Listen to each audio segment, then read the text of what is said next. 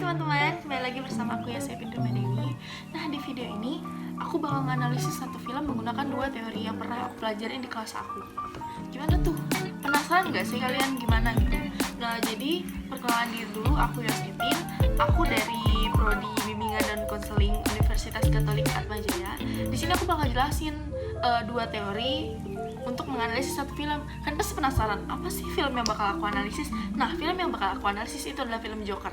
Kalian pasti udah pernah nonton kan? Film itu bener-bener pernah naik daun banget gitu. Semua orang juga udah tahu ceritanya Joker. Nah, biar kita makin paham, aku bakal jelasin berdasarkan teori yang aku pelajarin ya. Pertama aku bakal jelasin sinopsis dari film ini. Kan udah tahu dong Joker itu kayak gimana muka badutnya itu kan. Nah, jadi sebenarnya cerita dia ini, dia tuh orang usia 40 tahunan ke atas yang bekerja sebagai badut. Sebenarnya bukan badut banget sih, dia itu kayak gimana ya? Kalian tahu kan kalau di luar itu yang bawa ini nih apa namanya tuh kayak papan, terus dia jadi kayak maskot gitu. Itu kerjaan dia sebenarnya di pinggir jalan. Nah, suatu hari waktu itu dia tuh lagi kerja kayak biasa, bawa papan itu di pinggir jalan tempat rame gitu kan.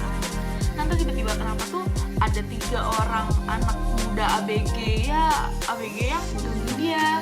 Gangguinnya itu bukan sekedar kayak nyenggol atau gimana, tapi papannya direbut terus lari ke lorong. Sampai di lorong si Arthur ini digebukin. Itu nggak ngerti gimana, isinya parah banget ya, sampai digebukin kayak gitu. Udah gitu dia balik dong ke tempat kerjanya, papannya udah rusak. Di situ dia kasih tau bosnya, bos, papan saya ini rusak gitu. Tapi bosnya itu nggak peduli sama yang dialami. Dia ceritain kalau dia itu tadi digangguin gitu kan. Bos itu nggak mau tahu ya, bos itu yang kayak mentingin bisnis yang pasti dia, jadi dia nggak peduli. Udah di situ akhirnya udah kan gitu, dia mau tetap kayak masih apa ya, dia tetap bekerja dengan baik gitu kan. Dia nggak peduli kalau dia harus digangguin atau gimana. Terus setelah itu dia ketemu sama temennya tuh di situ. Nah, temennya itu kasih dia satu senjata pistol. Awalnya si Arthur nolak kayak, ih gila, gue nggak mungkin dong bawa senjata kayak gini gitu kan ya. Takut juga, apalagi gue kayak mainnya sama anak-anak gitu kan. Udah habis itu akhirnya si temennya udah ngomong kayak, udah sih bawa aja, nggak apa-apa ya buat jaga-jaga. Pas gue itu nggak mau kalau lu tuh disengin lagi kayak kemarin gitu kan. Akhirnya dibawa sama dia. Nah, si Arthur berterima kasih banget sama temennya karena udah mau ngasih senjata. Nah, akhirnya keesokan harinya ya dia kerja kayak biasa dong. Dia kerjanya hari ini dia pergi menghibur di rumah sakit anak-anak. Nah, pas dia lagi menghibur gitu di rumah sakit anak-anak, tiba-tiba pistol dia nggak sengaja jatuh. Nah, udah jatuh kayak gitu kan, anak-anak sama pengurus rumah sakit, perawat segala macam itu ngeliat. Itu jadi masalah. Akhirnya dia dipecat dari tempat kerja dia. Kasian banget gak sih? Dia udah ngomong kalau senjata itu tuh adalah senjata mainan. Tapi karena mungkin bos dia juga udah jengkel sama dia atau gimana, akhirnya dia dipecat. Stres banget itu waktu dia dipecat. Akhirnya dia pulang. Udah dia dipecat kayak gitu. Nah, ada satu hal yang melatar belakangi Joker. Joker ini itu sebenarnya suka berdelusi. Dia suka berhalusinasi gitu. Suka berhalusinasi tentang kejadian yang sebenarnya itu nggak terjadi. Contoh, dia pernah ngehayal, dia lagi nonton deh kalau nggak salah. Dia pernah ngehayal kalau dia itu ada di film itu. Ceritanya kayak komedi-komedi gitu kan. Dia menghayal kalau dia itu dipanggil ke depan situ. Cuma kayak gak membahayakan sih, terkadang hayalan dia tuh cuma kayak bikin mood dia naik lagi gitu kan. Nah, itu salah satu penyakit yang dia punya. Dia suka berhalusinasi, dan halusinasinya tuh kayak bener-bener kejadian. Bahkan dia tuh ketemu sama perempuan, dia pernah ngebayangin kalau perempuan itu tuh sama dia gitu, nemenin dia ya, kalian ngerti lah gitu kan. Padahal tuh sebenarnya itu nggak kejadian. Agak heran sebenarnya gitu kan. Setelah itu pernah kejadian waktu dia pulang masih pakai kostum badut. Nah, dia ini tuh naik kereta kayak biasa, kereta bawah tanah gitu kan. Ceritanya di gerbong yang dia naikin itu sepi, dan di agak jauh sedikit dari dia duduk itu ada perempuan. Tiba-tiba ada 3 orang datang, 3 orang nggak muda-muda banget ya, pembisnis gitu kan, nyamperin tuh cewek, kayak ngerjain cewek itu, gue lupa sih, pokoknya dia kayak gangguin cewek itu kan. Si Jokernya ini sebenarnya nggak peduli gitu, dia cuma ngeliatin. Pas udah keganggu, gak tau kenapa si Jokernya ketawa. Di situ si 3 pemuda itu pasti kayak langsung, lu ngapa ketawa gitu kan, kayak lu ngapain ketawa gitu kan.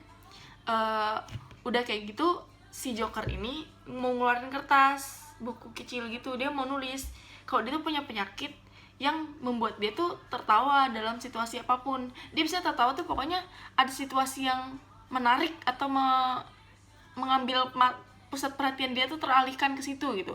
Apapun itu, entah itu menyedihkan, penyiksaan, dia bisa tertawa. Padahal sebenarnya kayak ya nggak harus ketawa kan ya dalam keadaan kayak gitu. Cuma nggak tahu kenapa itu kayak spontan aja dia ketawa gitu. Belum sempat dia nulis, kertasnya diambil sama 3 orang itu, dia diisengin tuh, sempat ditendang gitu-gitu kan. Dia kesel dong, ya pasti dia berusaha melindungi diri dia sendiri. Dia keluarin pistol yang ada di tas dia, ditembak ke satunya, kena kepalanya, jatuh tuh mati. 2 temennya lari, akhirnya 2 temennya tuh yang satu ketembak di kaki gitu kan. Dia keluar dari kereta, gerbong kereta itu, yang satu ditembak abis-abisan, dan gak cuma sekali tembak, langsung dor-dor yang satu.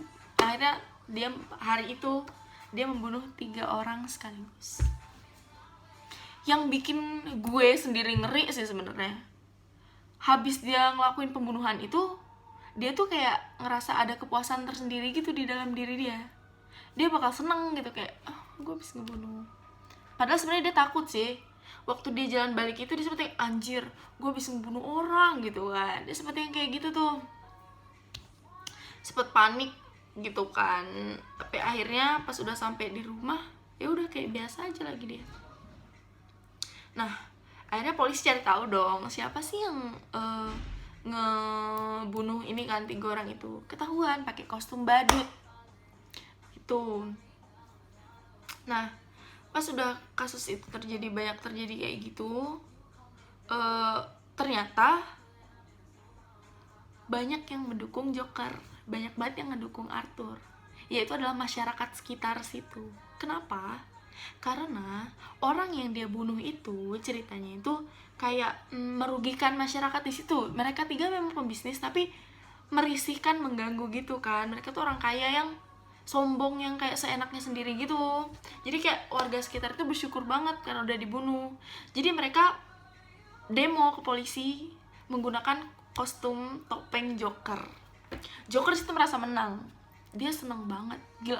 Gue juga kalau jadi Joker, kalau banyak yang dukung kayak gitu ya seneng sih. Terus jadi Joker ini nggak punya rasa bersalah sama sekali setelah membunuh 3 pria itu. Setelah itu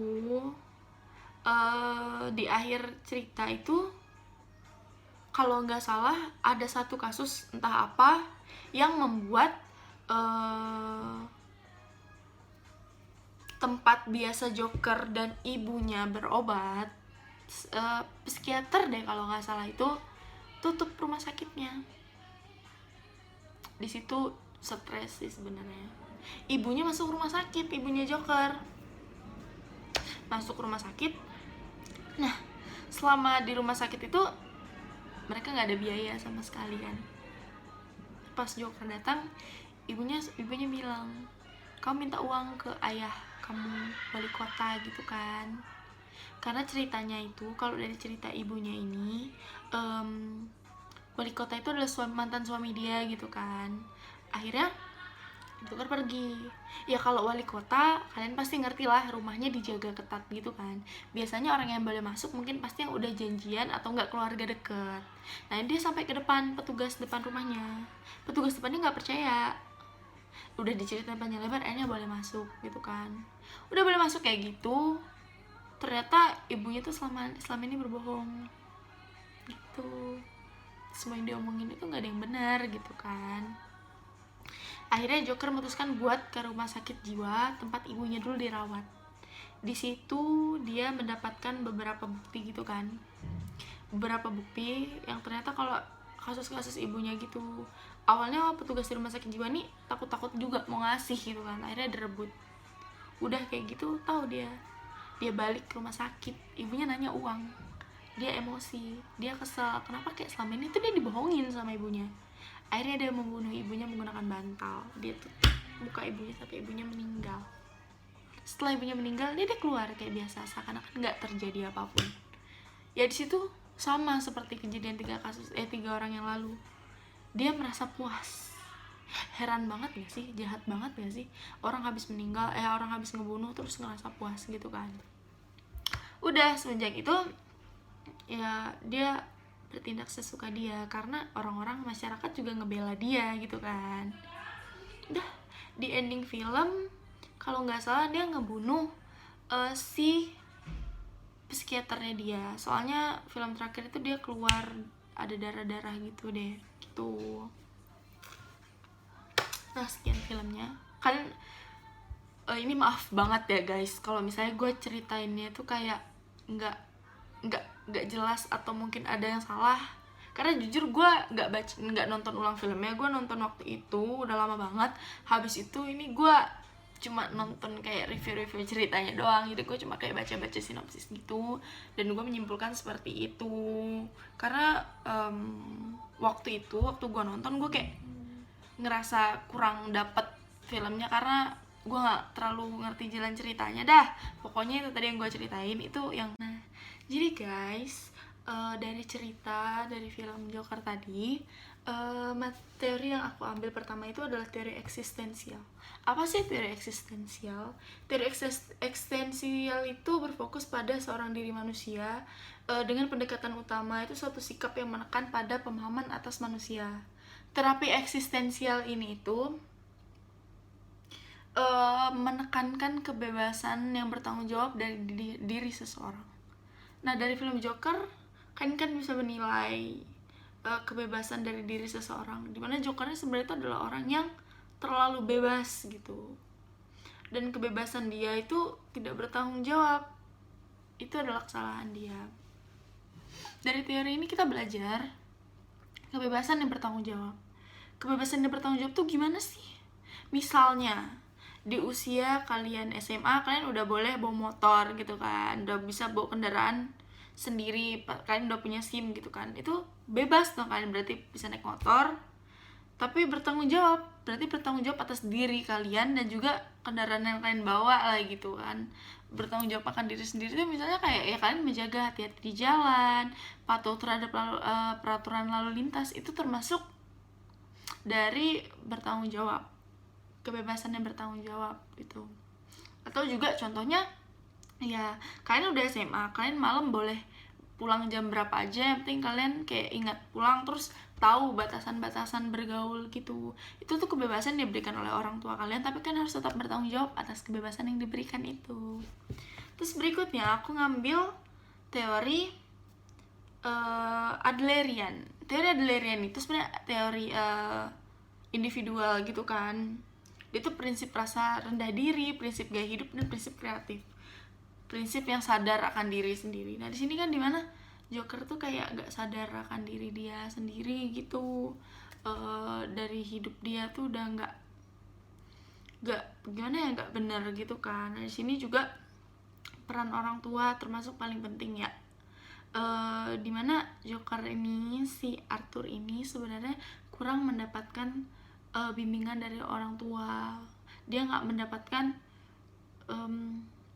yang seharusnya didapatkan pada usia muda. Itu adalah kekurangan dia.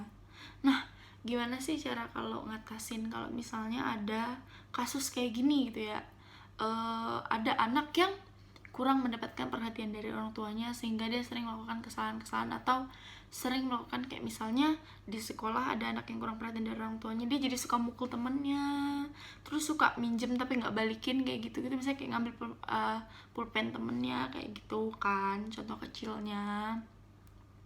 Contoh besarnya ya biasanya orang yang nggak terdidik dari keluarga itu biasanya gedenya nanti dia akan tumbuh menjadi orang yang egois. Egois itu dalam artinya tuh kayak seenaknya sendiri. Dia ngeliat orang yang hidup utuh gitu, biasanya dia akan timbul rasa iri, terus rasa kesel, kecewa, dendam. Nah biasanya dia bakal berlaku seenaknya. Nah hal ini biasanya menyebabkan orang bertindak bebas tanpa rasa tanggung jawab gitu. Terus kalau misalnya dapat kasus kayak gitu ya, misalnya yang ditanganin anak kecil ya, di bawah remaja ke bawah, itu biasanya kita butuh peran orang tuanya, masih bisa diselesaikan dengan bantuan orang tuanya gitu. Sedangkan untuk orang yang sudah dewasa ke atas itu harus disembuhkan itu dengan diri sendiri. Paling ya kita memberi arahan, tapi diri sendiri yang paling kuat, kan dia sudah, karena umur dewasa itu untuk diatur itu biasanya udah susah, dia lebih kayak ke kemauan dia sendiri. Jadi biasanya kalau umur segitu kita harus kasih pemahaman aja gitu, harusnya ya kasih pemahaman aja, nanti biarkan dia sendiri yang mengolah pikiran dia. Nah sekian, itu adalah hasil analisa aku. Maaf kalaupun masih ada yang kurang lengkap atau gimana, manusia tidak pernah luput dari kesalahan. Nah di sini aku mau ngucapin terima kasih buat kalian yang udah nonton. Kalian semangat ya di